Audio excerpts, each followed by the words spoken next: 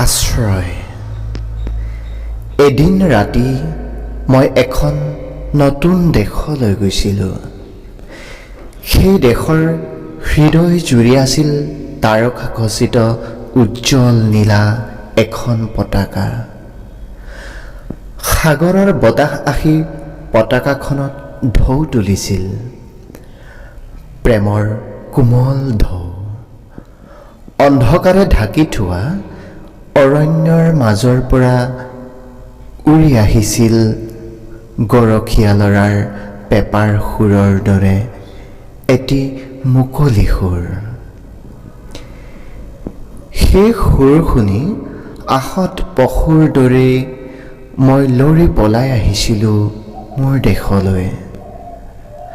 বসন্তৰ ফুলৰ দৰে মোৰ উভতি অহাৰ বাটে বাটে নীলা পতাকাখনৰ উজ্জ্বল তৰাবোৰ খহি পৰিছিল এটি এটি কৰি। মোৰ দেশ, মোৰ স্বদেশ, মোৰ প্ৰথম প্ৰেমৰ উন্মেষ, তোৰ হাতখৰি যেন হাতোখন নদী। প্ৰেমৰ কি যে গভীৰ সহানুভূতি, তাক মই কিদৰে পাহৰিম।